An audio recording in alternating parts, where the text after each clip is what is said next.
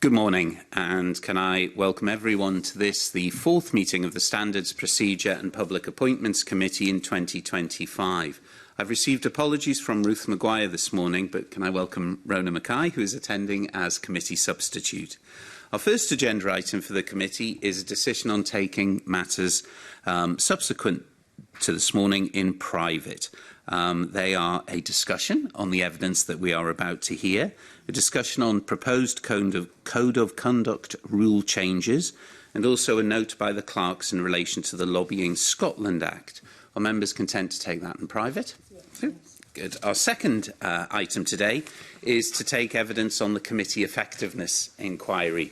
Our inquiry is seeking to answer the question: are there changes to the Parliament's procedures and practices which would help committees to work more effectively? In recent weeks, we've launched a public call for views on the inquiry, and we've also invited consultation responses from committees, the Scottish Parliament corporate body, political parties, and also individual MSPs. We've also written to a range of legislatures to ask for information on how their committees operate and evaluate their work. And today is the first in a series of 4 oral evidence sessions on our inquiry.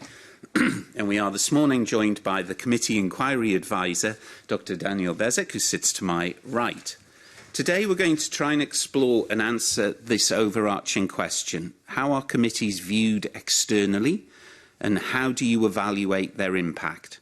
This morning, I'm grateful to welcome Gemma Diamond, who's Director of Innovation and Transformation, Audit Scotland, Dr. Mark Geddes, Senior Lecturer in Politics, University of Edinburgh, Sir David Naslia, KCB, Clerk to the House of Commons between 2015 and 2019, Clerk to the Committees between 2008-2009, and Clerk to the House of Commons Reform Committee, known as the Right Committee, between 2009 and 2010.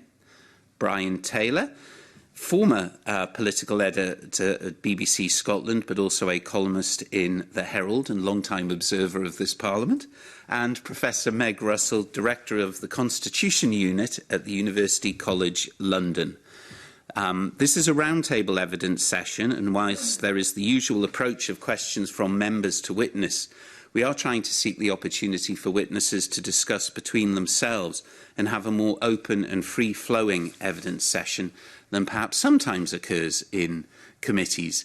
There's no expectation of the witnesses to answer all questions, and for those witnesses who are appearing remotely that wish to respond to a question or comment, if you can type R in the chat function or just jump in. I'm now going to move to the first of the facilitating questions, which is about the characteristics of a successful committee. So, Sue Webber, can I hand over to you? Thanks, Convener. I suppose I'll be asking Dr. Geddes' first question, so you can, but it doesn't mean that it's just with all the work that you've done in this sort of field. I was wondering if you might be able to think about what would be the most significant factors that make a committee effective. Yeah, thanks very much for the invitation, first of all, to be here. I'm really, really grateful to have this opportunity to be able to impart some of my research. So thank you very much. It's a great opening question, and there's lots of different ways to approach effectiveness generally. In terms of ingredients, I suppose there's lots of things to say, so I'll just give a few thoughts, and then hopefully some other witnesses can also jump in. The first thing that I would say very broadly is that a lot of it depends on the willingness, interest and motivation of the committee convener and also the members to make committees effective. I think that's the most important thing. And that essentially means a willingness for cross-party working is one of the biggest hallmarks that I've noticed in Westminster when I studied select committees. This willingness amongst all members to try to sort of leave their party badges at the door for committee hearings, both in private and in public, to try to work together. In order to do that, everyday behaviours, I think, are really, really important. So getting to know each other is absolutely fundamental as people, not just as politicians. I think that's really important. And trying to understand where different MSPs are coming from with their work, the aims that they have, and what they want to achieve by being on the committee, which has, of course, lots of laudable aims. So I think that's really important. And small things like committee visits can be really useful in those settings to bring people's sort of views out where they can spontaneously interact more commonly. So I think that sort of, on a personal level, I think those things are really, really fundamental. And the second thing that I would say is that also the structures and procedures also matter and are really important. So the system that's used for appointing conveners and members sort of gives sort of a strong underpinning for how people will then behave in terms of the kind of role that they think that they have. And I'm sure that we will talk about that a little bit later on. And other structural factors such as the size of committees, the makeup of committees also really matter, as well as the processes that they have for gathering sort of robust evidence as part of their processes. I think those sorts of things are also really important. Can I pick up on one tiny little bit of that? You mentioned about what would the members' intention being when they become a member of that committee, when often, to be frank, we are appointed to that committee. And so do you think that is a bit of a conflict in terms, or no, that might cause an issue where we might not necessarily have an interest in that committee, we are just appointed to it by our party processes? I wouldn't say necessarily a conflict, but it does change the dynamic in terms of what you're trying to do on the committee, or the level of interest that you might have in sort of pursuing the aims that the committee might have. So I think it does matter in that sense, yes. Online, do either of the witnesses online, Professor or Sir David, want to... Sir David. Sir David. Yeah. Well, as I will probably keep saying, I agree with... Can you hear me? Yes. Yes, we can. I'm sorry, we're looking. I will agree with Mark, but I think your question about if you're just appointed, and I don't ask how you get to join this important committee, but if you haven't volunteered, your enthusiasm is likely to be rather less, which is one of the reasons that the Right Committee suggested that the members should be elected by the party groups. Now, being realistic, there are sometimes vacancies for which nobody comes forward. And I think we all know that that's politics. And people think, well, I'm afraid you've got to do your time on the SPAB Associated Bodies Committee before you get onto the one you really want to get onto. So, one mustn't be unrealistic about members absolutely desperate to spend their time talking about procedure and privileges and so on. But it's a duty, you're not there for fun. So the single point, I think a test is, can the committee express, when it embarks on an inquiry, or indeed on a 4 or 5 year programme, can it express what it expects to come out? In other words, you should write on a bit of paper, look, I'll be realistic, this is what we hope to get out of this inquiry or this activity. We don't have to publicise what we expect to. Maybe we're just doing it because we feel we should, and we have low expectations of any output of value, but it has to be done. But you should know where you're going before you start off. Okay, thanks. I'm going to flip... Sorry, I think Professor Meg Russell, did you want to come in on that point? Yeah, if you're happy for me to come in. Yeah? Yes. Maybe I could just preface very briefly what I say with a tiny biographical note, just to emphasise that I was actually the specialist advisor to the Select Committee on the Reform of the House of Commons, which David was the clerk to. So that might be worth bearing in mind. In terms of the question about effectiveness, it is a really good and really big and complicated question, actually, because I think it depends on how you define effectiveness, doesn't it? There are lots of different effects that committees can have, which are very varied, I think. Another bit of sort of why I'm here, I suppose, is that I did a large project. It's quite a long time ago now. The report was published in 2011 on the House of Commons Select Committees, looking at their policy impact. It was a large piece of work because we looked at 7 committees. We looked at over 1,900 recommendations and traced whether they'd been accepted and whether they'd been implemented and what the pattern of that was, which was quite interesting. But a big part of what we concluded was that actually you can't entirely measure committee effectiveness that way. It's interesting to know how many recommendations are accepted and crucially subsequently implemented. But we might come on to talk about that in terms of some of the risks of that measure. But one of the most important things we but more importantly than what we said about the level of acceptance of recommendations was all of the other effects that committees can have. So in terms of, and Mark, I totally agree with what Mark just said, and he also put some of this in his written evidence, gathering together evidence and putting it in front of the Parliament, in front of the public, in front of the media, questioning ministers, putting them on the spot on difficult things. And crucially, I think, changing the broader culture in the Parliament, particularly if you are able to get a culture of evidence-based working and cross-party working in your committees, then that has a much wider impact on the entire culture of the Parliament, how people work together in plenary, how they're perceived by the public. The committees can have a really profound influence on the overall culture of the Parliament.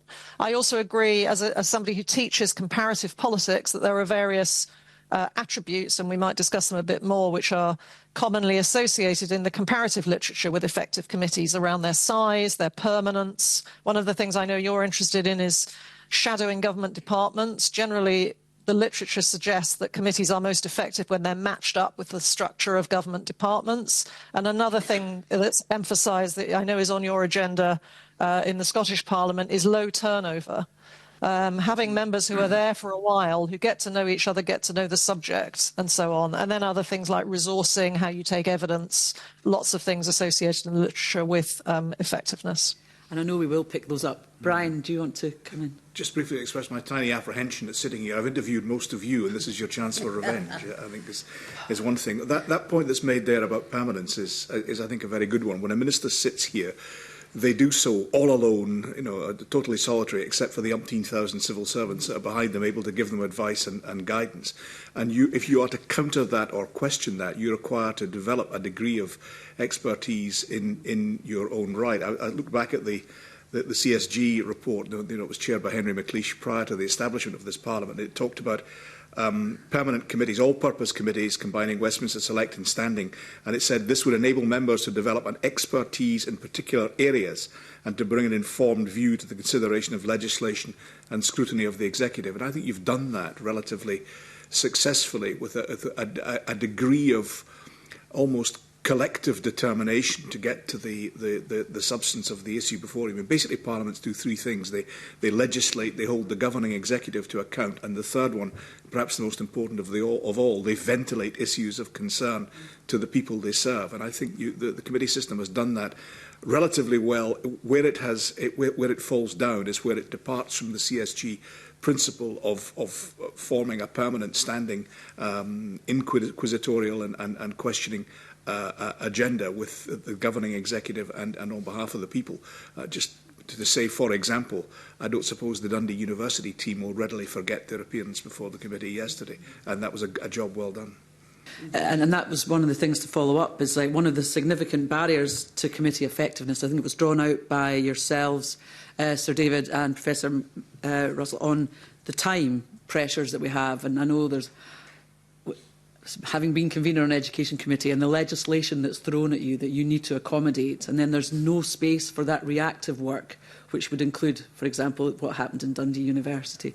So what, in terms of other barriers, and maybe expanding a little bit more on that element of the time constraints, can I come online first to see if you've got any reflections on the barriers there? Professor Russell first, perhaps?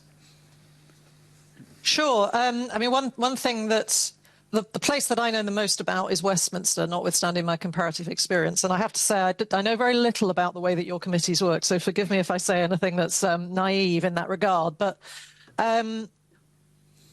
there's quite a striking kind of irony around the select committees in the House of Commons in particular, although they exist in the Lords as well. They're very widely seen as the kind of jewel in the crown of Westminster. You know, people complain about a lot of things about the House of Commons, but they generally hold up the select committees as being one of the most effective parts of the institution. They appreciate the fact that they're cross-party, expert, etc. One of the things I think that makes the select committees so effective, I suppose, if I can reuse that word, is that they have relatively little power. They have effectively practically no power, actually, and therefore They are largely left alone by the whips. They can build cross-party bonds. They can set their own agendas. They can get on with what they want without too much partisan interference. And crucially, part of that is that they don't look at legislation. So obviously, you have committees which are, I do know this much, that they're in line with most other committee systems around the world in that you conduct legislative scrutiny and also sort of broader inquiry work within the same setting. And I think it's very common in committees around the world that the reactive work, the work that arrives with you from the government or from the chamber, crowds out the work that you might sort of voluntarily do yourselves and wish to prioritise yourselves. The select committees in the House of Commons don't have that because they don't look at legislation. They're not, generally they don't. They certainly don't take the committee stage of legislation, which is taken in a completely different set of committees. So they're really inquiry committees which set their own agendas, and they have very little power, and therefore they can spend time on that stuff. They do really good inquiries, they produce really good reports, and they work very effectively cross-party. It's hard to see how you replicate that, but I do wonder, with respect to your system, whether a greater use perhaps of inquiry committees which are not caught up so much with the legislative process might actually allow some different kinds of work to develop. But I don't know how your work goes sort of sufficiently well to dictate upon that. But I did read that, for example, you were thinking of setting up 2 justice committees. And I don't know whether that would mean that one of them would be allowed to do sort of proactive work rather than constantly reacting to what's being thrown at it by the executive. Sir David? Thank you. Yes, I mean, at the very beginning, Scottish Parliament, I think, inevitable decision for Henry McLeish and the working groups 30 years ago to combine scrutiny in a general sense with the legislative work. In other words, I think it had no choice. Can you hear me all right? You can now. If you stay in that angle, that's fine. If you... I'm so sorry. It's not a very good laptop. I think there was no choice. Over the last 30 years, 40 years, we've discussed this, at sort of clerkly level between the parliaments of the UK endlessly. And you did indeed have Justice 1 and Justice 2, as I recall. And I see you've now divided it with the criminal justice in one committee and civil in another because of the amount of legislation you're getting. But I would really I'd slightly warn against cracking up the structure too much, because I don't think the structure in the end is what makes the difference. And I think the question you have to ask yourself is, does the Scottish public get a good deal from you for what it spends on the committees in terms of when something is coming up, they want to know what the truth is. Are you getting at it? And I think you do need to keep that autonomy. At Westminster, the autonomy, as Meg has described, is, in my view, far too great. And they've really lost all connection with the chamber. And they've gone off on their own. And sometimes select committees, highly funded, go off and do inquiries into child migrants to Australia, which take an entire year to complete. And absolutely fascinating stuff. But it's what Mr. Taylor and the journalists should be doing, and not a select committee at public expense. So are you, when people are saying what's happening about your bottle collection scheme or whatever, do they turn to the Scottish Parliament committees and say, well, what are they saying? Which is why, and this is my fault, the audit function is always seen annoyingly to all other committees as the most brilliant, because week after week they pour out heavily, closely focused, highly critical, unanswerably true reports on the ferries or whatever, and they then become the story. And it's really annoying for the other committees who don't have the backing of National Audit Office down here and Audit Scot. They don't have that backing, so they can't produce that sort of impact. So you mustn't expect too much. But coming to, I just personally think the mixture of the legislative and the other being inevitable. And the question is, are you using the spare capacity in your committee which is non-legislative, wisely. And I've looked through what you're all meant to be doing now on the 16 committees on the website. And to be candid, there's some, some of the stuff is more blood raising than others. And I'm just wondering if, members are saying, no, come on, we know what we should do. What are people talking about? We must find out the truth here, or whether they're too cautious. I hope that wasn't too candid. No, candid is good. I was wondering if anyone in the room was wanting to follow up on any of the themes that we spoke about there. Anyone? You don't need to. No. Just a brief comment. I suppose connecting this back to the earlier conversation, I think given the many different ways to think about effectiveness and the different roles that committees have, I think it is really fundamentally important that the convener and the members have a discussion around what they actually want to achieve. And it surprisingly doesn't happen as often as you'd think when I've observed committees, that they do go off in lots of different directions without really having a plan or having an idea of what they want to get out of it at the end in terms of the kinds of impacts that they want to have. And I think more thought could be given to sort of being systematic about which areas they want to focus on. Okay, thanks. I know we've covered a bit of this already, but I know that we've already spoken about the tight legislative timescales that the government places on committees and the sort of conflict that causes with some of the inquiries you might want to do.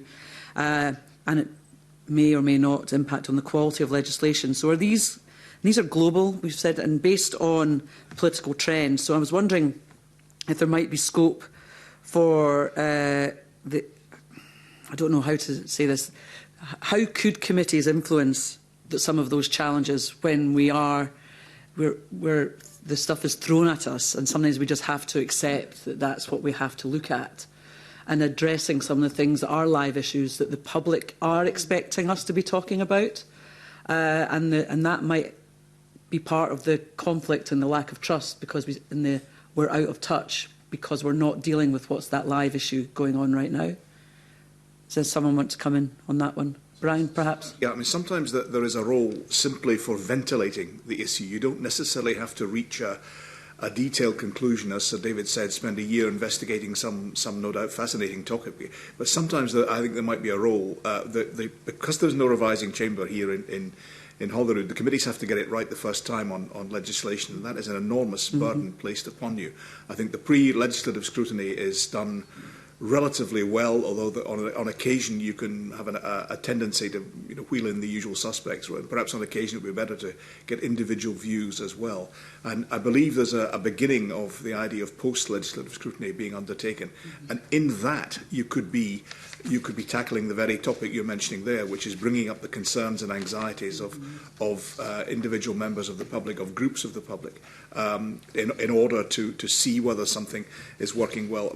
Government will always seek, governments everywhere, executive governments everywhere, will always seek to shape matters to their own intended hue, and they will try and influence the committees in that regard, and pile the work upon you. You have to try and begin with a sceptical approach to all legislation. Is it necessary at all? And in the pre-legislative phase, and then strive to get room for to ventilate, even just to give a single evidence session to ventilate a particular topic in order to get it through. You mentioned just briefly the issue of media coverage. It's sometimes said that the media has a responsibility to project and cover parliamentary matters, and I accept that to a certain degree, but I would add the very strong caveat that the media will only cover things that have two factors, that they are new and they are significant. There can be things that are new that are not significant. There are things that are significant that have been heard before and therefore are not new. But if something meets those two criteria, that is what we're actually looking at. We have a responsibility to cover Parliament, yes, but it is not a responsibility to the Parliament. It is a responsibility to those who are watching, listening and reading our output elsewhere. So the responsibility is always to the people, and that fits in with your idea there of perhaps responding to public concerns and public anxieties. But hey, don't kick yourself too much. I think the committee system is doing, in terms of the CSG comparison, is doing pretty well. It is still the engine room of the Parliament. I mentioned the Dundee University hearing. I could mention the Finance Committee investigation into the National Care Service, which posed persistent questions and had a real impact. Don't kick yourself. Thanks. So David wanted to come in, I think, and then that will be me, that's fine. convener. Well, you were asking, and I'm sure, I mean, Meg and Mark will have lots of ideas. If you could move to the middle of your screen so that it seems to be better with a microphone. Thanks. Is that better? Yes. Okay. I'm sure Meg and Mark, we all have ideas how to make committees better. I think how to make more out of less. There are two short answers. You want to consider the rapporteur system. It has its weaknesses. In other words, that you have a single member responsible for an inquiry and doing some of the quote work on it themselves and then bringing it back to the plenary of the committee. It has, and again, over the decades, we've all been around the European parliaments and tried to see how it worked. And it's not quite what it seems. But nonetheless, it does mean that you don't have to have always the whole committee involved in everything. And the second simple bit of advice is pay someone else to do the work for you. I know there seems to be a sense that you've got too many commissioners and so on, but there are lots of people out there who can do legwork for a committee and then bring the product to the committee as long as they've been clearly commissioned as to what it is they're supposed to do.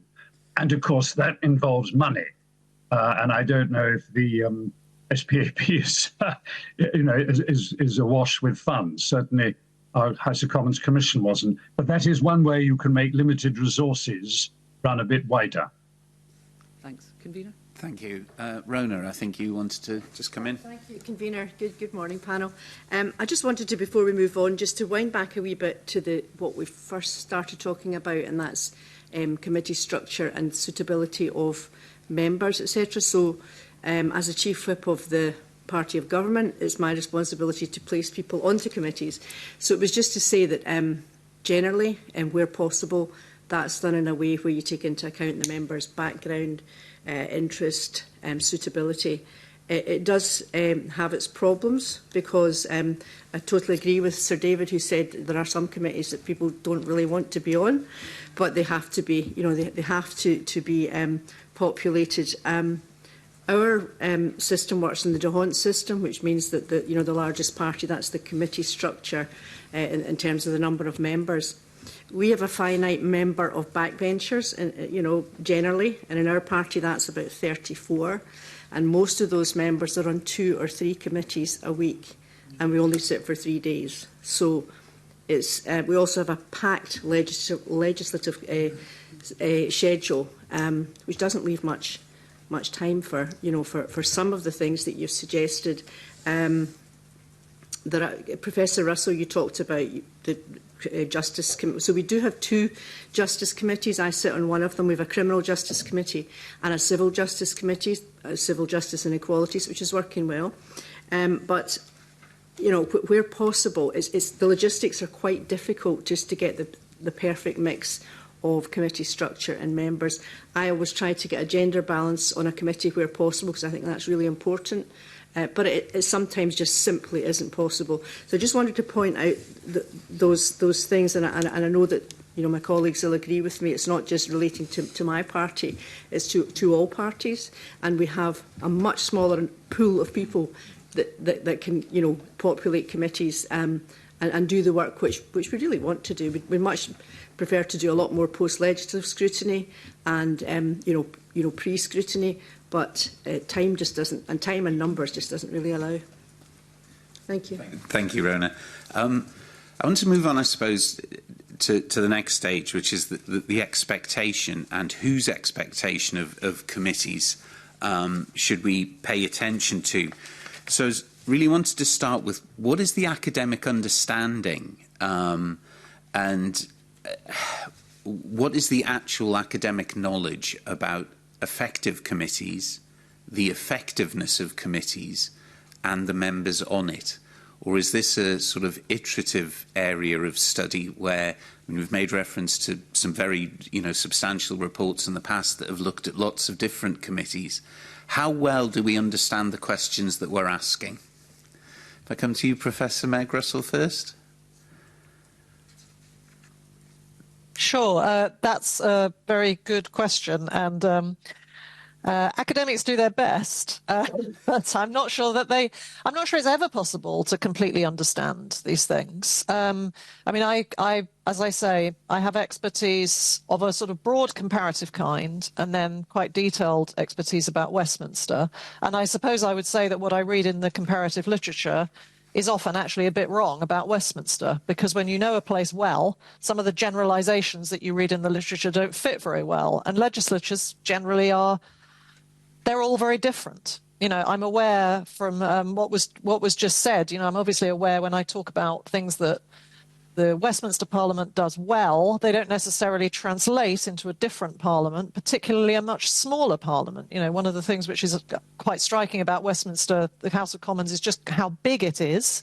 And therefore, you know, there's lots of work that can be pursued at the same time, whereas you're under much more pressure in terms of member capacity. But there are also important cultural differences between different places. So I think there are a series of things written in the literature about what makes committees effective. And I think that the designers of the Scottish Parliament were probably pretty well aware of some of those things. You know, you don't want your committees to be too big. You want them to have a part from the early stage of the legislative process. You know, we're quite unusual in Westminster in bills having a plenary reading before they go to committee. It's generally understood in the literature that it's better if the committees get the bills first. You want them to be well resourced. You want to encourage expertise and evidence taking, these kinds of things. You've clearly, the designers of your committee system took account of those things. But I think it's also really important to emphasize that structure can't really trump culture. It certainly struggles to trump culture. And the classic example in the literature is that post-war, the committees in Japan were in the Japanese Diet were established to very much shadow the kind of structure and powers that the American congressional committees had. But they operate in a completely different way. While the congressional committees are seen as being very strong, the Japanese committees are seen as being very weak. And that's because of how political parties interact with the committees. You know, the political parties, I think, are much stronger in Japan. They have this series of pre-meetings where everybody arrives at the committee with their kind of party brief. And then, you know, the committee itself isn't really doing much cross-party work and engaging very much. So it's really hard to generalize, I would say. I think you need to build whatever you build with sound understanding of your own system and the culture in your own system and its capabilities, not think that you can import something from somewhere else or pick it off a list of what comparative academics think are the effective things, because it may or may not work in your case. Can I pursue that then slightly? Because one of the things that I'm interested in is, you know, what are the influential drivers on committee operations? And I think, you know, both yourself and Mark have talked about, in essence, relationships, the politicians that sit on it, irrespective of how they got there. But we also have our standing orders. We can instruct committees to operate in. We've hinted, and there's been a discussion about the role of conveners. And also the government and the party balance. Do we understand anything more than the sort of just look at it and see what's operating there, rather than if you have a stronger set of standing orders, if you have a stronger separation between government and committees? Is it just the people? Is it the relationships? Or actually is there something about the framework that can assist the relationships and the groups? I don't know who wants to take that. Terrible question. Terribly framed question, anyway. So, David, if I came to you, because, I mean, your experience of that sort of interrelationship between the rules and the members. Yes, thank you, convener, as they say. Yes, I mean, let's look at some of the things that drive it, and as Megan has mentioned, and Mark, one of them is, I don't know if we've talked about this, one of them is money. Resources is the polite way to put it. But do you have a lot of staff? Now, that will be a very different committee when you have a lot of staff. one of the reasons that the post-1979 Select Committee system was so different to its predecessors was that it was properly resourced. Although, having started in on it in 1979, I didn't feel it at the time. I just had half an assistant. But now committees have staffs of 7 or 8 each, which is extremely expensive. But one of the reasons is that success breeds success, and they talk themselves up. And we were hugely helped by the press, who kept referring to select committees as powerful all-party committees. And that sort of created its own momentum. Only occasionally has someone said, on occasions, the emperor has no clothes. So I do think one of the important things is your own self-confidence as committees, and particularly as conveners, as a group, that you talk up the system as being independent, fearless, interrogatory, even though you know it may sometimes fall short in your own minds of that high target. So that's the powers. The second thing, I'm a bit skeptical. I'm not sure that, I mean, select committees at Westminster over the years, through their liaison committee, the conveners committee, have sought more powers. But by and large, I'm not sure that they really needed them. I mean, the powers to summon witnesses, powers to administer oaths. I mean, some of that is theatre, and which is fine because politics is theatre in part. But I'm not sure that the powers and the standing orders are really a big bit of it. And as Meg and others have said, the underlying culture, and I would say the self-confidence. If you keep saying these committees matter, they will. In Japan, they don't. I've seen that. And in some other countries, members don't realize how good they are. And that may be a case at Holyrood. I remember attending a meeting years ago of the Mongolian Public Accounts Committee, Ulaanbaatar. And the people were very apologetic. They're saying, oh, David, you will find this all very amateurish. And, we know we are not like your Public Accounts Committee. And it was magic. They were laying into 2 government officials on some forestry scheme. Thanks to the interpretation, I understood that. But it was just great. They totally got what a parliamentary committee should be like. So don't underestimate the fact you may have got a good bit of it anyway. Mark, do you want to add to that? I think most things have been covered. I think what I would emphasise is actually a point that was made earlier by Sir David about sort of the wider ecosystem or external research that is at your service essentially for committees to do scrutiny as well. I think I can't remember where I read it, but in Westminster the committees are sometimes described as sitting at the apex of scrutiny, and they have sort of all these other systems or structures or institutions and organisations underneath them as well, which exist to support scrutiny in the public domain. And I think that perhaps this is an area where the Scottish Parliament could also think about sort of the wider ecosystem in terms of how that can support effective scrutiny, and making better use of or more use of external organisations as part of that. Meg, did you want to comment?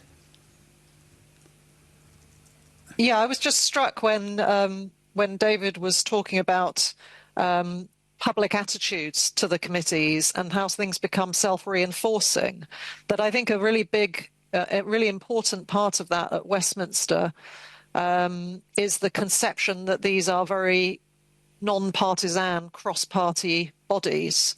I think that's a key thing that gives them a very different public image to Parliament in general, because I think that, and I'm not sure I can back this up with hard evidence, I think it's more of a hunch than hard evidence based on surveys or whatever, but I think that the public like it when politicians come together on a cross-party basis and it can't be presented as sort of scrapping and party point scoring. And so I think building up that image is good to enhance public support for the committees, but also in itself is likely to become self-reinforcing. You know, if the public like that, the committees want to keep generating it. And I think that what Mark said earlier on, and that what he said in his written evidence, very soft, subtle things, which might in themselves not actually be terribly popular because they also involve resources. Things like visits, where committee members can get to know each other as people, not as just party politicians,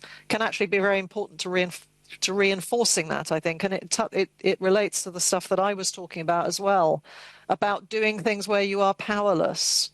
You know, if all you're doing is looking at legislation all of the time where there are entrenched party positions, it's going to be quite difficult to build those cross-party bonds. Whereas if you are able to get onto some of the other stuff, the investigative work and so on, and leave the party politics at the door, then that's good for the outputs. But I think it's also good for the public image and good then for building up the committees in the way that David has referred to, that the select committees at Westminster have that image. Thank you. Brian, you wanted to... Journalist, I covered Westminster from 1980 to 1986, so I was probably one of the ones that described the new committees as powerful and all-party, so apologies for that. I remember the select committees with joy and interest, but I also remember at the same time the standing committees on bills, where there were trivial, pointless amendments submitted by opposition parties while members of the governing party sat and languidly did their correspondence and paid no attention whatsoever. I don't think you want to go down the road of that division once more. I think that this Parliament deliberately got away from that to try and create committees that had expertise and a standing of their own, not just in the investigative field but also in the legislative field, and I think that is very important. It's important to consider that legislation is not solely a thing that government does and the rest observe. It was intended that committees should instigate legislation if necessary, that there should be members. Legislation should be suggested perhaps by members of the public, as is done through the Petitions Committee with mixed success, but I believe also with success. With regard to how the committees enhance themselves, I don't think, I'm with Sir David on this and indeed Meg, I don't think that is a structural matter. I think it is cultural and personal. I think you get back to the objectives of the CSG to build an expertise firmly within the body of the committee on a wider basis. And you have, I think, the starting point, as I mentioned earlier, towards legislation is not, should we let this through in this form and should we let the government have their way? You should start from a sceptical, quizzical point of view as to whether the information, whether the legislation is worthy at all. Mm-hmm. And that would perhaps be a reminder to government that the legislation is not solely a matter for them, it is a matter for Parliament and people. But if I push on that in one area, so what is the role of the spectacle of politics that we do sometimes see in committees, and we certainly see in the Chamber, but in committees? What are the advantages, disadvantages, the role of that, the importance of that, from your point of view, Brian? I think it is an opportunity for Parliament to reflect the popular concern, the points that Sue was asking earlier, that people will see that their Parliament, the committees of their Parliament, are reflecting, raising and discussing and addressing, at least addressing, if not resolving, the concerns that they have on an individual and collective basis around the countryside. I agree also that the point that was made about the idea of working together appeals to the public. I have lost count of the number of times I've been told by members of the public, why don't they all just sit down and sort it out? And I point out gently to them that they don't sit down and sort it out because they have fundamental disagreements. You don't, for example, solve the question of capitalism versus socialism or the union versus independence by a group hug and a rendering of Kumbaya. There actually has to be a degree of give and take. But as long as you confront these things and as long as the public see, the people see their Parliament addressing their concerns, I think that is more advantageous than a structural reform would be. Yeah. I know, David, you want to come in, but just before I bring you in, are we therefore really talking about a description of a committee where, rather than every politician who sits on the committee bringing their vested interest, it is actually about a development of a team that can sit behind the committee identity to sometimes potentially, and there's two of us sitting here, defeat the whips, but certainly more importantly, just be able to put aside the party politics and use the strength of the committee as an institution to be able to justify why perhaps difficult decisions are made. Sir David, if I can come to you on both that and the previous point. Well, on that point, yes, I'm sure everybody would like the idea you can put your party politics aside when you enter the committee world. But I mean, it's unreal, isn't it? I mean, you're not such divided personalities. At least you weren't convener when you were at Westminster. I mean, maybe you've changed. I mean, of course, you're elected to do that and to push to join your party and so on. I think one thing that was said about what the press follow, and it has to be new and significant. Maybe just to be provocative. Sometimes they also like it to be secret. And one of the weaknesses of the Scottish parliamentary system is it's extremely transparent. And that's why journalists don't want to write about it, because they reckon it's not an exclusive. In the old days in Westminster, the public bill committees, then known as standing committees, they met for many years in private. And people took a real interest in what they were doing because they couldn't get in to find out. But as soon as they got in, interest fell away. I'm just saying that, but sometimes private evidence is the way to excite people. In a sense, I think what one area that, looking at what you're doing, is the output is maybe not as interesting as it might be. I see this afternoon you're debating a committee report in the plenary on salmon in fishing, not fishing, salmon industry in Scotland. A really interesting subject, presumably, I mean, particularly in Scotland, but to lots of people. But the motion just says it's noted the report. I mean, how deadly is that? So years ago, we suggested that committees should draft as part of their reports a maximum 200-word draft resolution, which would then be put to the chamber, which Meg will remember we tried to do with the Right Committee report itself. And the government hated it and wouldn't bring the draft resolution forward because it set out in our terms exactly what we were recommending, and would therefore oblige anyone who was against it to put down an amendment saying why that they were against that particular bit. But that is what the Europeans do. I mean, every European parliamentary committee, EP, but also national, they produce draft resolutions, far too long and boring. But if you have a limit on them and say, this is what we're saying about salmon, because I'm interested, I look at the website and I have no idea what the committee says about salmon. I can't, 2 clicks away and I get a huge report, and that's just dull.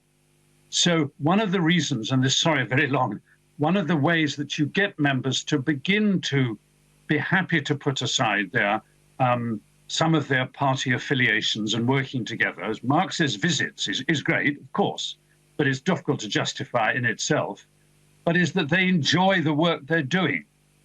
And that is, and there are various ways of doing that. It's partly about theatre, but to get some joy back into it. And my final suggestion is that you ask those people who are your regular witnesses. And I know you've put out a request for, I'm not sure that they will respond. So I spoke to a very good friend of mine who appears in front of Scottish Parliament committees quite often. And I promised this person anonymity. I said, have you ever been asked by anyone how it went? No, he said, never. He gets a diversity questionnaire after the appearance, and that's it. I said, what is it like? And he and those people, others, he said, the questions just seem to come out, the answers happen, there is no discussion, unlike the one we're having now. There's no discussion. The reports often miss the key points, and they get virtually no exposure. Now, I don't know if that's true. And he's doing this for a living, representing whatever. But that's quite depressing that no one has ever asked him or his types, how do you think we could do better for you? Because you rely so much on them, which when you see a much poorer country, you realize we are entirely reliant on civil society to produce witnesses and tell you what's going on, not just the government.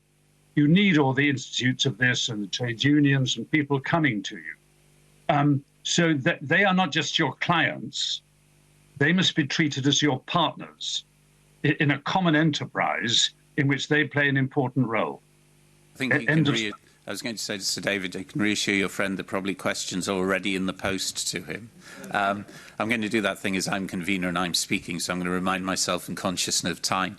Meg, can I come to you and then I'll pass over to Annie, if that's all right.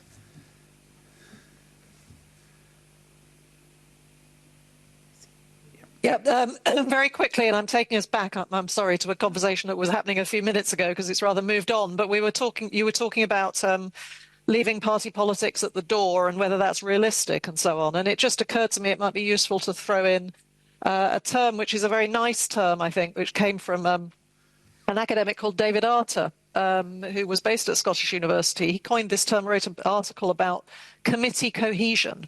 We talk a lot about political party cohesion and how political parties work as teams. And he was writing about committee cohesion and what can help to make committees cohesive. And it was some of the things that we've talked about before in terms of, resources and size and not having too much fast turnover and all of those kinds of things.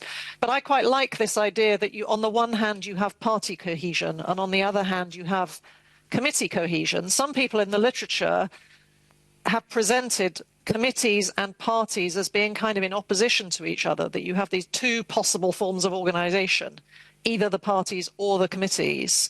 I don't think that's right. And I think there are examples of places, Germany, I would say, as an example, where you have very strong parties and very strong committees. I see David nodding. I know Mark Geddes knows much more about Germany than I do, but I don't see them as being in conflict with each other. But I think thinking about establishing both, having cohesion in your committees so that people feel part of a team in the same way that they feel part of a team in parties is a kind of sweet spot if you can achieve both. Thank you. Annie, can I come over to you? Thank you, Convener. Good morning, everyone. Going back, we've sort of touched on the public perception of what committees are. And Brian sort of hit the nail on the head, I think, when he said it's got to be something that's interesting at that moment in time. But do you think the public's expectation of us is more of a reactive thing? And I think what Mark said as well about getting out there and actually seeing people. I've been in committees now for the last 9 years and I've seen the same people sit in the same place, doing the same evidence sessions. And we're still back again, and maybe 4 years later we're getting them back in. So how can we say to the public, this is what we're doing, and be more effective at including them in the discussion? And I know a lot of work's been done by the Outreach Department in Parliament, but I still think we miss it a bit. Brian, maybe yourself first. Just again, glancing back at the CSG, the McLeish team report, they envisaged that it would be common for committees to meet elsewhere in Scotland rather than just Edinburgh, and I don't think that has proved to be the case. I understand the obstacles to it. I understand the objections that would come of trips around Scotland, but I think that could be advantageous. I do think you as you allude to there, you need to broaden and deepen the range of evidence that comes before you, not just the familiar stakeholders and interest groups, although absolutely critical though they are.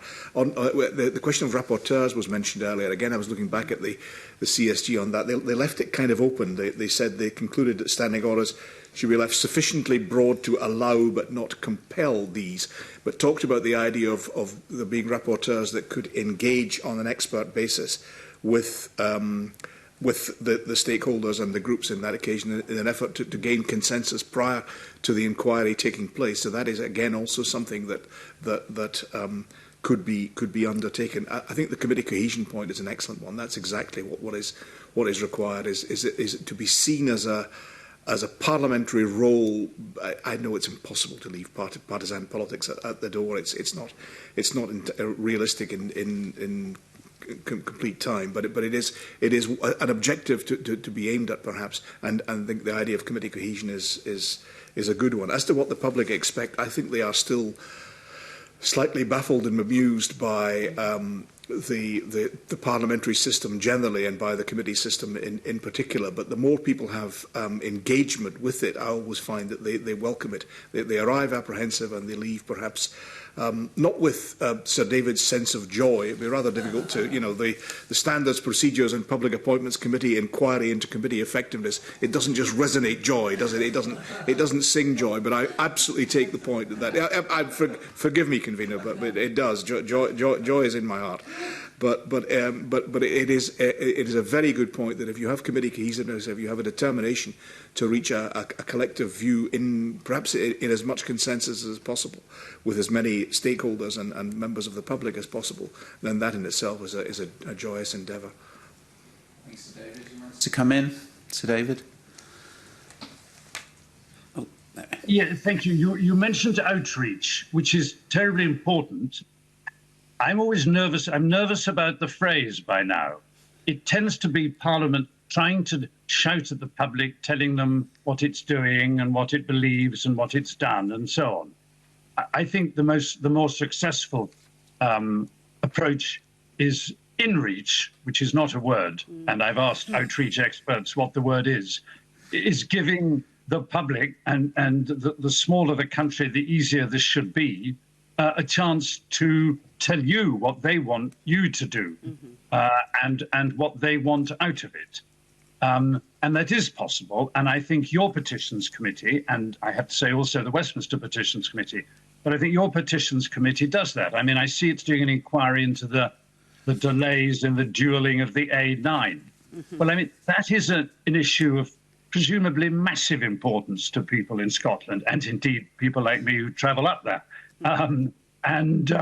I just think it's very good that there are systems by which the agenda in the Parliament and in committees cannot be set, can be strongly influenced by the public in sometimes unexpected ways. I mean, obviously some petitions are more valuable, worthwhile than others. And the second thing is, which I know you're also doing, I think on drugs, I may be wrong, but on the citizens' panels idea, which now everyone is doing, which doesn't mean it's a bad thing, and government is doing, and every quanga is doing. But I think if you're producing if you're looking into a subject of sort of widespread general interest, I think the Parliament sponsoring citizens' panels is long overdue. Anyone else on that one? No? Yeah? No. The other thing as well is, obviously, we have alluded to the media.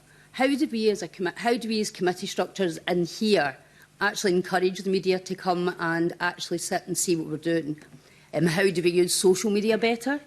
To actually, because I feel myself, before I get elected here, I wouldn't have known what the committees in this Parliament do. I wouldn't know if they were government, if they were Parliament, if they were what their actual role was. Now that I'm here, I understand what it is, and I think the important part as well is it's like if you're passionate about something, you will put more effort into it, and you will then focus a lot of your efforts in the committee that you're in at the time. But if, as Rona said as well, if you're just put into something, how can we get that over to the public that we are passionate about the role of the committee we are in? So, training at this point. The media would get a kicking eventually.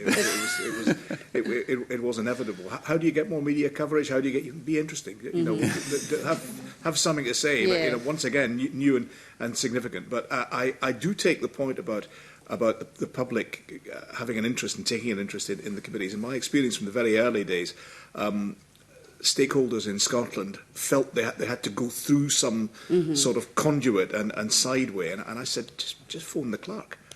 Just speak to them, speak to the clerk, speak to the members, speak to the convener. They're open to ideas if you've got something to say. So perhaps it's once again just make yourself available in that regard to the public and the stakeholders, and they'll take you up or not as otherwise. Don't expect a rush to match the opening of the Citizens Theatre in Glasgow, for example. No. But you'll get a degree of interest, I'm sure. People when you take yourself seriously and work hard and in dedicated fashion, folk will tend to appreciate that and reflect that. They'll never thank you, by the way. But Rona, can I have a simple slip to your set of questions, I think, now. to hand over to you. We're on to media. Okay. Yeah. Just before that, can I, just on the committee cohesion thing, just going to make a shout out for the Criminal Justice Committee. We are putting through 2 huge pieces of legislation just now, and I would say we're acting as a team. And we're putting through the Domestic Abuse Homicide Review Bill and the Victims, Witnesses and Justice Reform Bill, which are hugely important, and we want to make good legislation. And I think we're putting party politics aside and we're all working together. So, I mean, that's, you know, I wish more committees did that, but just wanted to say that point, and I agree with you about committee cohesion. So yes, so in the media, as a former journalist, Brian, I'm sort of dying to ask you questions about, I mean, we know how things have changed in the media. Yeah. So I kind of wanted to say, how has social media changed the, you know, the landscape for how you report and what you report? I believe that social media has made have made a huge impact upon what is sometimes disparagingly called the mainstream media. I must confess I'm not an expert on social media. I believe I have a Twitter account, which was set up on the day I retired by my younger son, and I think there's one tweet which was goodbye and thanks for all the fish. Yeah. And I will do another tweet, I've promised, on the day that Dundee United win the European Championship. Yeah. So that's any day now after Sunday's result. But I do know that social media is critically important in gaining. If properly used, I believe it can be advantageous. It so swiftly descends into vitriol and unpleasantness that I think perhaps its use, unfortunately, in the way it operates is limited. In terms of the mainstream media, the newspapers, broadcasters, etc., I can only repeat what I said. You have to be new, and you have to be significant, and you have to be interesting for there to be a degree of media attention. We cannot simply turn a story around just because the Parliament thinks it's important. If you think about that, that's the antithesis of democratic scrutiny. There has to be something of substance to the recipient rather than the progenitor. And so I still feel that, but I do feel perhaps that we are slightly neglectful. The media are not in the numbers that they were. The numbers of political journalists is declining because of financial cost constraints, and therefore there's perhaps less attention paid. But there's still organisations, still newspapers, certainly still the BBC, STV and ITV Border, paying attention to those committees that they believe have a relevance to them. But it has to be a relevance to the recipient, again, I stress, not a relevance to the committee itself. So on the new and significant point, and I completely get that, you know, does that mean then that the news is distilled into pretty much a snapshot or a headline now for social media? In the days when, you know, gone by, where you might have seen some in committee and went, you know, I could do a good there's something behind that, and you would do more of an actual feature on it or a piece. Yeah. You don't do. I don't mean you personally, but you know, media don't do that anymore. It is still done. My colleague and friend Kirsten Campbell did a piece on the Dundee University appearance, which was a substantial packaged story on reporting Scotland, and I know for certain it was little bits were put out during the day on social media. I can only speak from my only experience is 30-odd years, 35 years at the BBC, during which social media became more and more important. And the objective, we got into the habit of thinking of getting a story out there quickly on social media first. So it was online first was the phrase we used internally. So you got it on the BBC website first, and then you considered the method of covering it for radio structured programmes, for the television structured programmes. But you would think about these things. It's not secondary. It's at the same time. It's simultaneous. But the first object is to get a line out on ahead of the others. Frankly, on social media, online.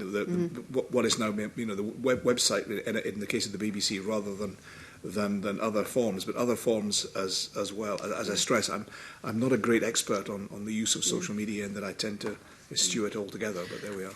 I think Meg would like to come in. Sorry, Meg. I was only going to say something that's probably rather obvious, which is that there's a balance to be found here. So obviously, the media is tremendously important to committees in getting them profile and get their message across and get their conclusions heard and understood. But at the same time, and I think David will probably smile and nod if I say, because he'll know some of the examples I'm talking about, there have been times with Westminster committees where maybe chairs have tried a little bit too hard to focus on media above substance and content, and maybe pulled in some eye-catching witnesses or launched inquiries on things really with a view to attracting the media. So I think it's substance needs to come first and media needs to come second. And there is a bit of a danger that too much focus on pulling in the media can lead to sort of party political grandstanding and so on, and push against some of the other things that we've been talking about in terms of working together as teams and wanting to focus on the sort of proper detailed scrutiny of stuff rather than just the headline grabbing stuff. You need both, but don't take it too far. Thank you. Gemma, did you want to? I was just going to mention, obviously, as Audit Scotland, we produce a lot of quite long reports ourselves.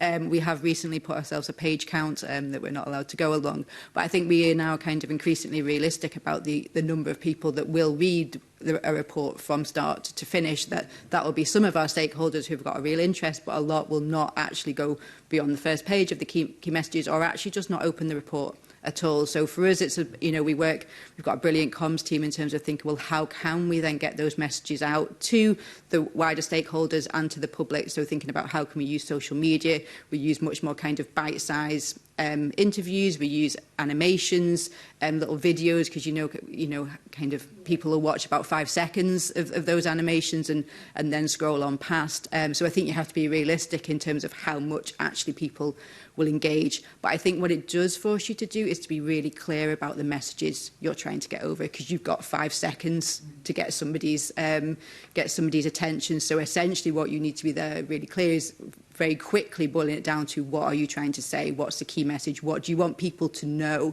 about this? And that's not necessarily how you would write your full report, but that's what you've kind of essentially to get that essence from it in terms of what do we want people to know and what do we want people to do with this, and then give them links in terms of where they can go for further interest. But it certainly does change, I think, in terms of kind of, for us, it's certainly made us think in terms of we have to change the outputs that we're doing. Yes, absolutely, that 40-page report will still be part of the suite of things that we do, but there are other products now that we want to put out. So, for example, we try and do where there's an area that's got a lot of data, how can we make the data interactive for the public to go in and find out about their own local area? If we know we've got something coming out on a particular region or area, how do we engage with the media in that local area to make it so that that area which might not make national media, but for that area that it will get picked up, and therefore the citizens in that area will be able to kind of interact with that report. So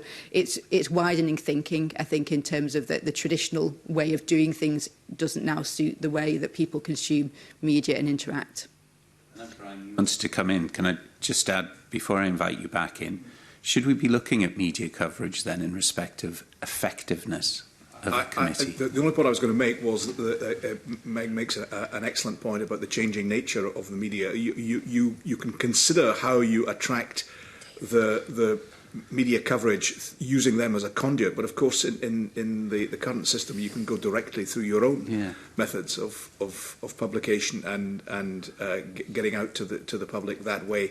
How much they consume is of course up to the public, but as long as it's kept digestible as was ably explained there, then I think you can do it without requiring the conduit. I hate to put my own dear colleagues into redundancy in that regard. I certainly don't mean that, because there is always a role for intelligent, thoughtful and detailed appreciation and acknowledgement of what is going on via the media, who will make a point of comparing perhaps the finding of a committee with some other point that has been made elsewhere by government or by Parliament elsewhere. So I think the media will continue to play a critical role in terms of scrutinising the work of committees, but just don't perhaps expect too much is the guidance. So David, did you have a comment before I hand back to Rona? Yes, I quite agree. Just very briefly, no stunts. Again, do you want to centre yourself slightly on your laptop? I'm so sorry. Perfect. I am. The thing is that no stunts, and we haven't got onto the issue of directly elected chairs, but the two things are not completely unrelated, and you do have a danger of people mounting stunts. Secondly, huge shout out to our National Audit Office and to Audit Scotland for infographics, and the old days when 50 years ago I started writing select committee reports, you wrote it all out on pieces of paper and someone typed it up, and that's all gone. And the way in which you can convey information other than verbally is now so important, not just because of social media, but partly because that suits them.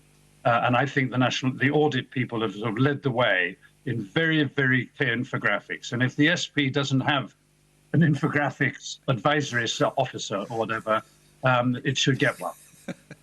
Oh, we're ahead of the game on that. Well, we're up with the front of the game on that.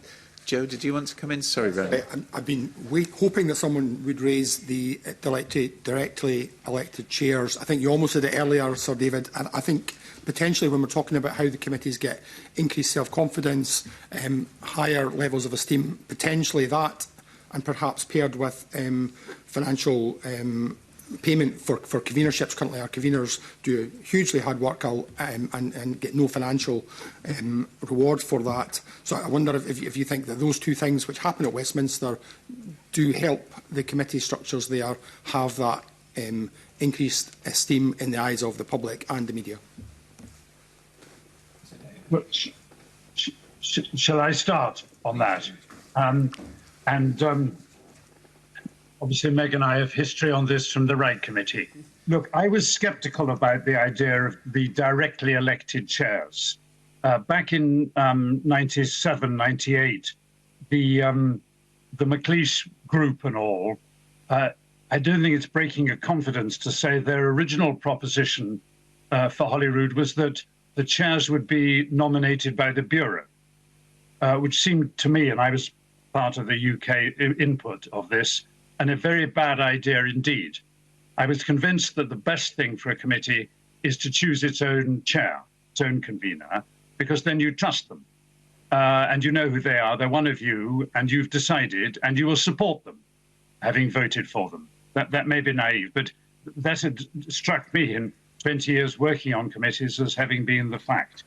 I was concerned at the risk of celebrity chairs, and we have had a few, who are simply parachuted in on a sort of ego trip and fall out with the members of the committee. But actually very little. It has been much less than I expected. I also didn't believe that the parties would be prepared for the rest of the House to decide which member of their party took a committee. So if it's a Labour committee, I was pretty confident the PLP would want to say who the chair was, rather than letting the Conservatives decide which Labour member chairs a committee, because that seems against the, maybe tribal, but the party's own nature. So I thought there wouldn't be many contests. But on every count, I think I was wrong. There have more than 50%, I think, except for 2019, but regularly in the last 15 years, more than 50% of the chairs have been contested. And if you remove the Liberal Democrats and the SNP, who are at Westminster, are rather smaller groups, between the two large parties, there's nearly always been an intra-party contest, and very vigorous ones. So members of the same party fighting one another very publicly. I mean, politely, but publicly. I think it means the chairs are more confident, and I know Mark has done research on it. It's very difficult to prove, but they have become more, they're much more visible. People say, what does the chair of the committee, of the X committee think? And indeed, you don't normally have to wait to ask, because they're out there telling you what they think. They have their own press apparatus, virtually, and they've become perhaps too big for their boots in some cases. So at Westminster, we do have we put in the removal mechanism precisely to deal with the celebrity chair who'd fallen out with their membership. Now, Meg will probably, I know it's been it's been effectively used once, although not voted, recently on the Defence Committee when the chair resigned because he was about to be removed under this bipartisan mechanism. But I think it means that there was whip interference in the old days. It didn't always work, but the whips did know who they wanted the chair to be. Now, I don't think whips are wicked. I mean, they run, they're a necessary, I can't see so, but they're a necessary part of parliamentary life. But they interfered too far in removing popular chairs or ensuring they weren't put on the committee. And I think it has overall led to an increase in committee effectiveness as well as visibility. Mark, do you want to comment on it? Yeah, sure. I think Sir David's covered the main points, actually. So I suppose I could just reinforce some of those. So the research that I've done looked at where I interviewed chairs and committee members after the process of elections was introduced. I interviewed over 40 MPs and staff. Not a single one said anything negative about the process of introducing elections. Maybe there's a bias in terms of who was willing to be interviewed, but I think that does say something about the faith that people have in the system, and that collectively at Westminster it's seen as a positive change, where chairs view themselves as more confident and more legitimate. It's enhanced their role and their confidence in order to speak on behalf of the House on the particular issue that they've been elected on. I think that's absolutely the case, and it's therefore also strengthened more widely the independence of the system as perceived by the media and the public as well, I would argue. And there's a debate about the extent to which that it's led to an alternative career, which I think is also often a point of interest in this. But it certainly is the case that several chairs have said that they have more prominence and argue to have more influence as a result of being a chair of a committee in Westminster rather than being a junior minister. So I think that does also matter. So I think that's perhaps just reinforcing the other points. But overall, I think it is led to an improvement at the system in Westminster. Thank you. Meg, I'll come to you and then Brian. Great, thank you. I think the previous two speakers have said a lot, and I won't repeat that, but I agree with all that's been said, I think there. I was going to make a couple of additional points. Somebody mentioned committees electing their own chairs, which obviously is the way that we used to do it at Westminster. Of course, when it was changed by the right committee changes, we sort of switched the order. So the chairs are elected first, and then people put themselves forward for the committees in the knowledge of who the chair is going to be. So it's rather unlikely that you'll get something that's set up right from the start with the committee members not approving of the chair, because if they don't like who the chair is, they don't have to put themselves forward for the committee. Although, as David says, obviously things can break down. I do think it's worth considering, and I'm pretty sure you have considered, the difference in dynamics between what I emphasised earlier is a very large parliament and your parliament, which is very significantly smaller. I mean, David said some of the smaller groups in the House of Commons have not had contested elections for chairs. And of course, all of your groups in the Scottish Parliament are smaller than the groups.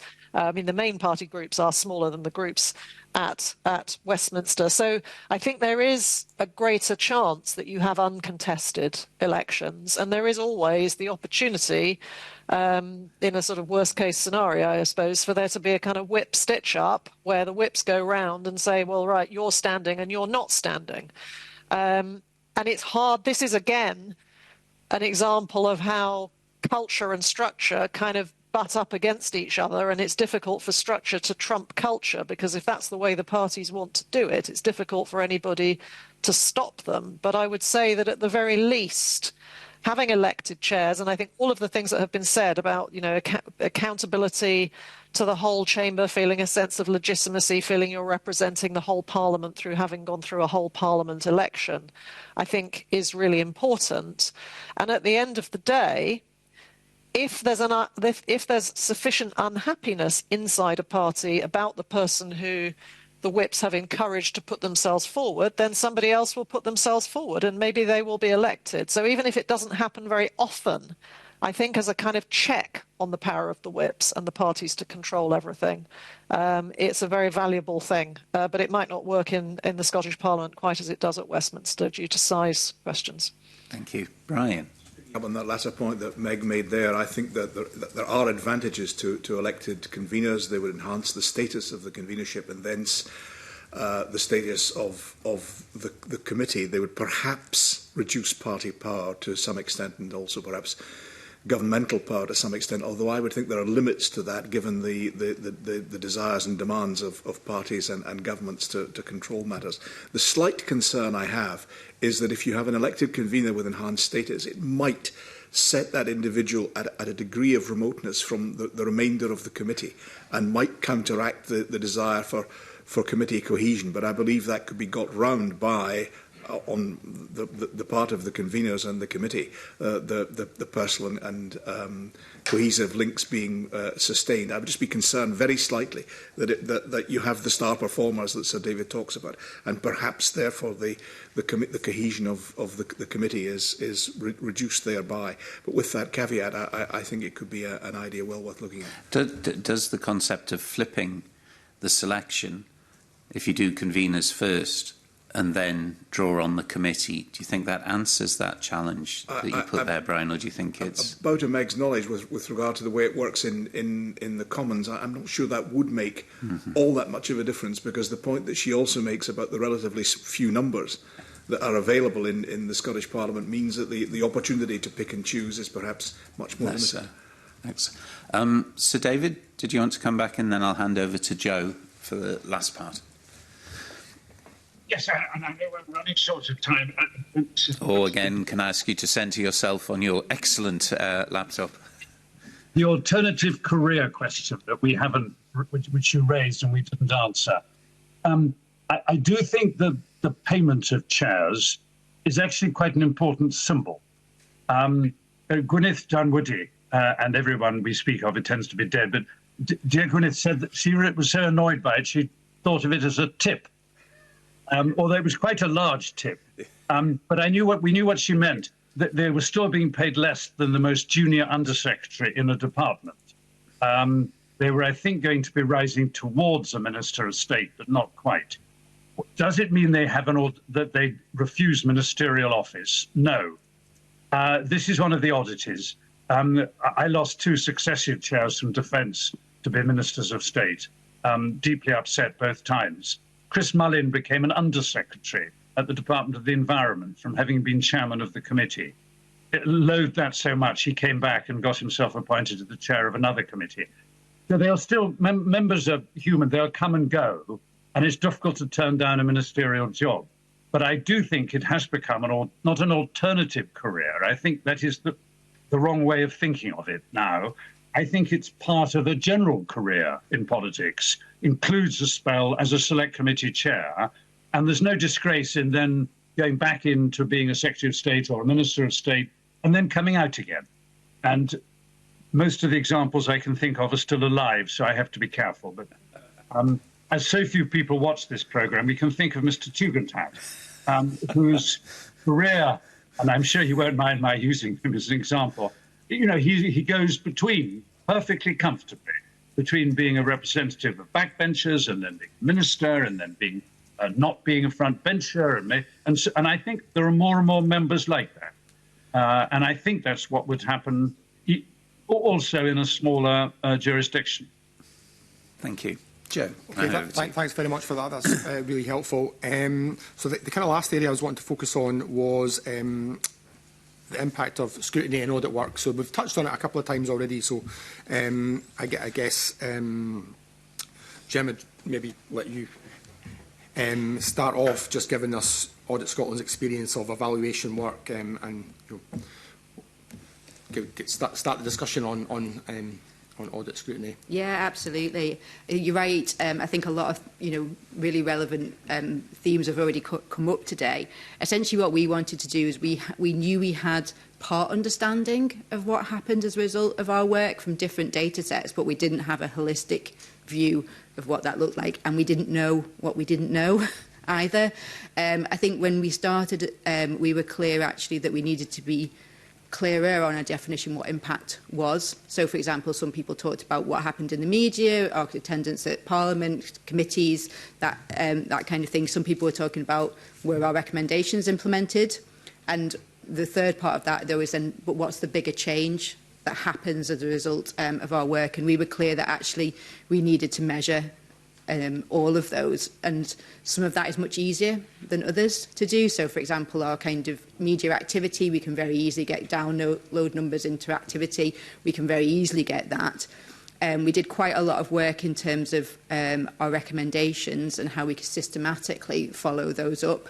That's led to some really interesting work in terms of clarity of recommendations. So I think, again, what we found was that actually when we looked back at our summer recommendations, we'd say to ourselves, oh goodness, even we don't know how we'd follow that up, because what did we mean? So that's led to kind of really clearer guidance for our teams in terms of the recommendations have to be specific, they have to be measurable, they have to have an idea in terms of the priority and the time that we would expect something to happen by. And what that means then is that now we kind of interact with the public bodies to get a follow-up plan, essentially, so that ourselves and the stakeholders are really clear in terms of what change do we want to happen, what do we expect to see as a result of the recommendation, and then we're clear in terms of timescales and when we'll come back to follow that up and what evidence we'll expect to see in terms of that recommendation being implemented. The recommendations are always management responsibility, so we don't own those recommendations. They go on to be, the responsibility of management and that public body to implement, and essentially it's their kind of policy choices in terms of how they are implemented. So we are very clear in terms of, well, actually, this is the type of change we want to see, but we don't prescript exactly how that should be done. But that's led to quite a lot of interesting work for us and reflection in terms of actually just how we do our recommendations and how we systematically follow them up. I think the harder things for us to measure are the more qualitative aspects. So, for example, we're really clear in terms of that actually not our impact doesn't just come through recommendations. So we know through our audit work that we have a lot of influence just in terms of sometimes we say we've got an interest in an area that can have an impact before you even go and do any work, but also that through the development of our relationships with those public bodies and people in those sectors, how we kind of approach an audit and talk about an audit and build that relationship through the audit process can make a huge difference in terms of how those recommendations are implemented. But also the kind of types of work that we do in front of parliamentary committees, for example, groups of stakeholders, professional groups. We're very visible in terms of talking across our reports and not just about product-specific reports, and that's much harder to measure. What we are doing at the moment is essentially kind of doing a bit of a mid-term evaluation. Again, sorry, just to say what we were really clear on in terms of is that we needed to have an idea of where we wanted to go. So that point in terms of, well, actually, you need to be clear about what you're measuring kind of your impact on, because you need to, have an idea of what direction you want to go in. So we were really clear in terms of setting out outcomes that we expected to happen as a result of our work, and to gather our data to see, well, actually, are we meeting those outcomes at all? So we're doing an evaluation at the moment, which is helping us look in terms of not just the kind of quantitative evidence that we have, in abundance, really, and making sense of that, but also looking in terms of, well, how can we build that link between some of the softer sides of what we do and put a piece, essentially a trail together in terms of, well, how does that link to the outcomes, to allow us to see. For us, it was really a lot of it was around about that continuous improvement. So how can we know, if we know where we're having an impact, then how can we do more of that and do that better? But if actually we think, oh, actually we really want to do this, but actually our work isn't delivering on that, then actually we need to change direction and do something different to make sure that we have the impact that we want, and also that our stakeholders are expecting from us.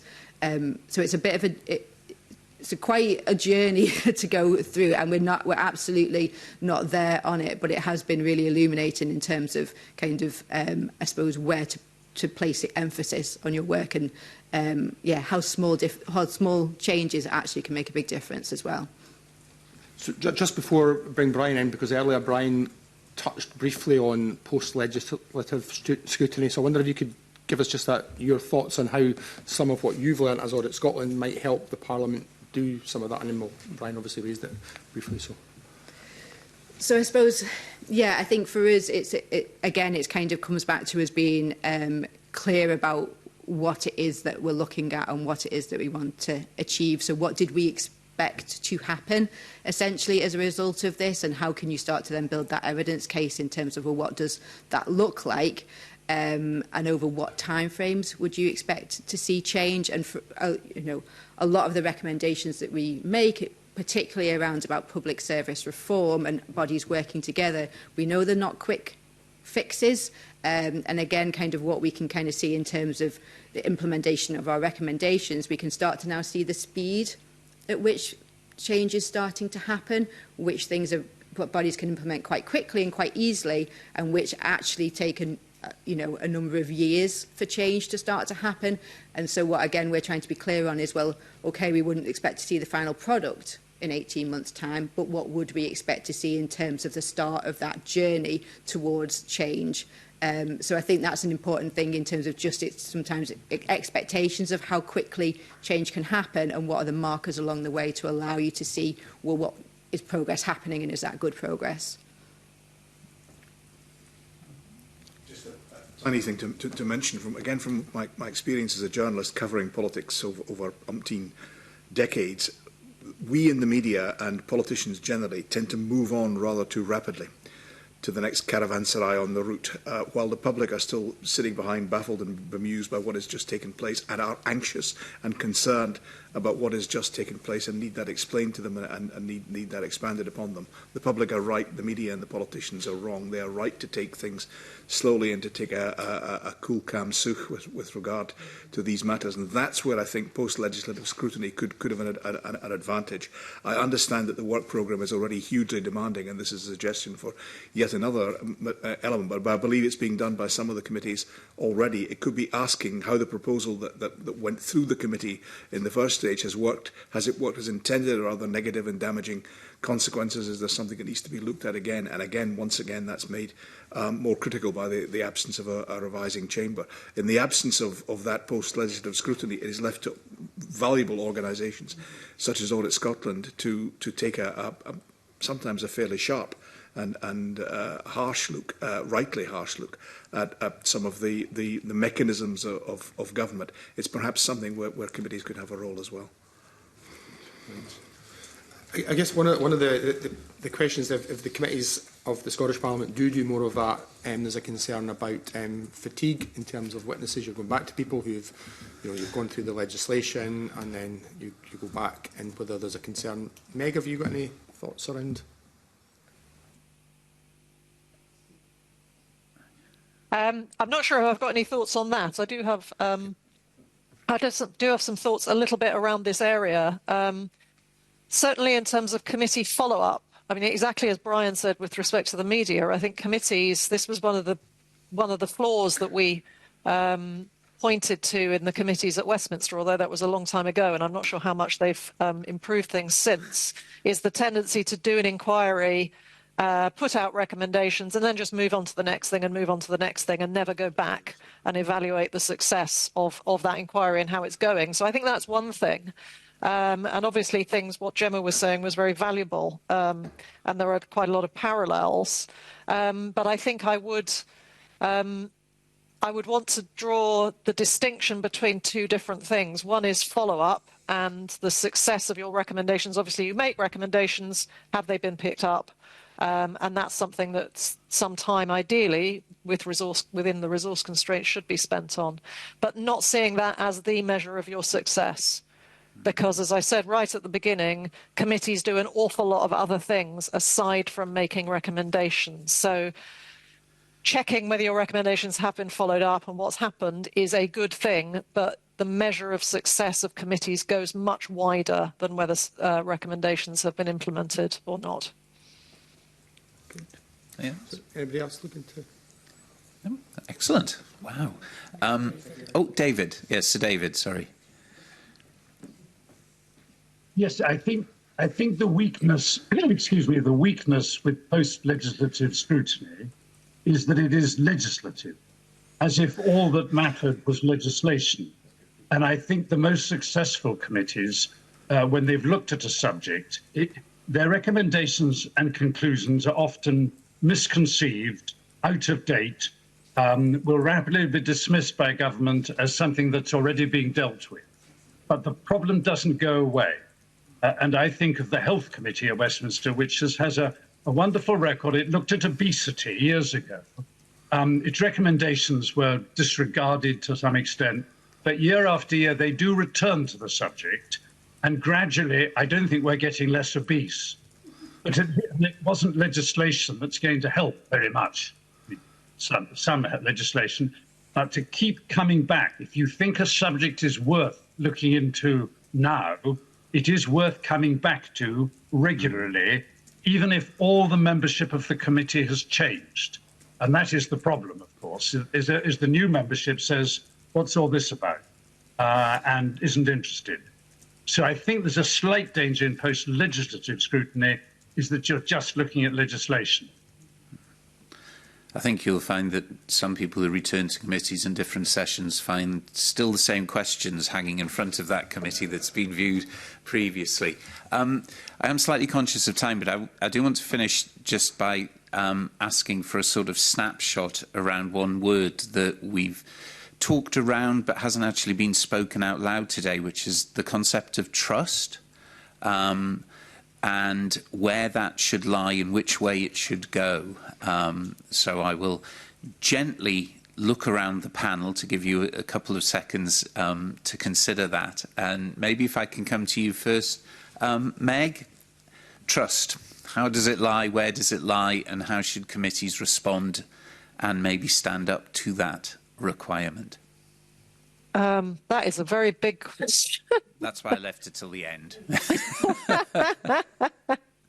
I'm not sure I can come up with much beyond what's already been said. And while I'm blathering, other people will be able to formulate more concentrated thoughts, perhaps.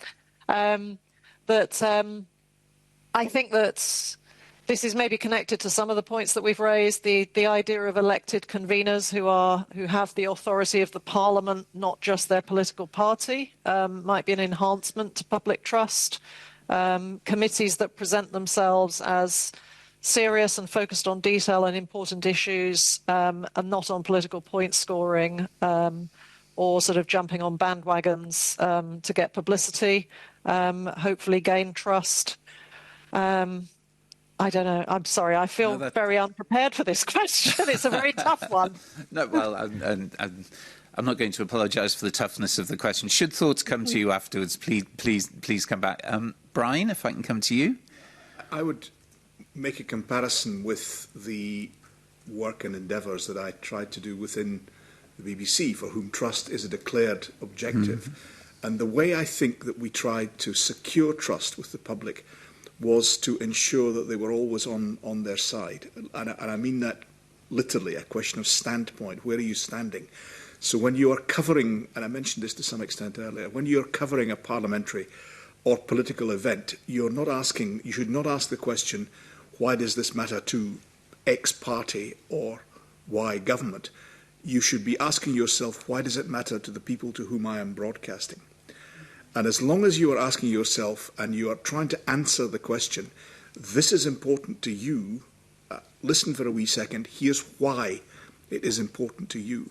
And I think if committees are to adopt the same broad principle of saying we are investigating this to find out why it matters to you, what difference it makes to your life. We are on your side in that search for answers. We are not on the side of even our own committee, of Parliament, and certainly not of the governing executive. We are on the side of you in trying to seek answers and information and disseminate information as well. As long as you're doing that, then I think that is the way to win and secure and maintain trust. Thank you. Mark? Yes. Thankfully, I did have a couple of moments to think whilst I was talking. So I do appreciate that. What I would say is, I suppose this whole session was about this topic, really, without really talking about it. Building effective committees is about rebuilding faith and trust in politics, I think, fundamentally. And some of the other topics within that similarly talk about this. So when we're talking about media attention or media profile or public participation, all of that is about rebuilding faith in our democratic process. So I think that that's really important. For that reason, the final thing that I would say is also that the diversity of evidence matters, the diversity of who participates in these processes matters, to build effective committees, but also to rebuild faith and trust in politics.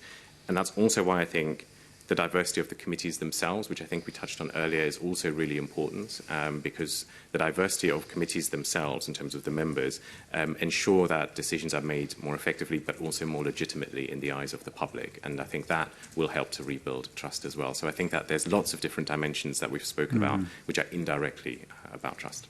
Thank you. Gemma? Yeah, I mean, trust, it's so important, and actually what we found kind of through our evaluation work, it's a thread that runs through all of that in terms of kind of us being effective and having impact.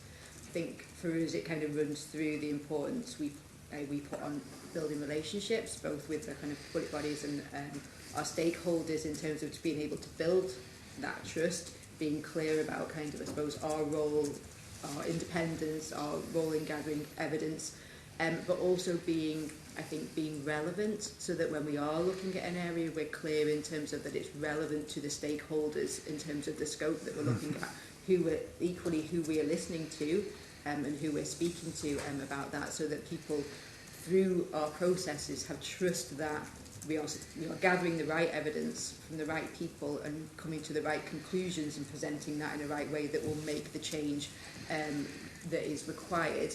And at all points it's building that trust within that, in terms of both kind of the softer side of things in terms of the relationships, but also hardwired into your processes in terms of that kind of trust and transparency through that. That's what we've kind of, I suppose, have found through this work. Actually, there's a huge part to play in effectiveness and impact. Thank you. And finally, Sir David? Well, I'm not sure if I've had too long. There are a couple of things. One, any parliament would kill for the reputation and trust that we have in the BBC, and we don't have it. No parliament does. But that is a very reasonable target, and it's a really interesting thought to say, do the public trust more what they see and hear on the BBC or what they see and hear in the Parliament and its committees? And I think we know the answer, but it's a good target. Secondly, committees were originally individuals, in that word, to whom a task had been committed. In this case, by the plenary, by Parliament tells its committees, this is what we want you to do it. So part of the trust is Parliament in its own committees, that it has to hand off stuff to them and trust that they will do the job they've been told to do by the Parliament really well. And I think that's why you want to be effective. You have no existence other than to all your colleagues who are, in one way or another, trying to become part of a trusted part of the democratic process. So I think those are my only two insights on that word. And your two and all of the insights from all of the panel today have been both very valuable but also incredibly interesting. Can I thank you all for your time this morning? If there are any thoughts, and particularly with regard to Meg, of dropping you in at the deep end with that last question first, if there is anything that you would like to add to coin Brian's phrase, just phone the clerks as a way in. Can I thank you very much, and I will close the public part of this meeting.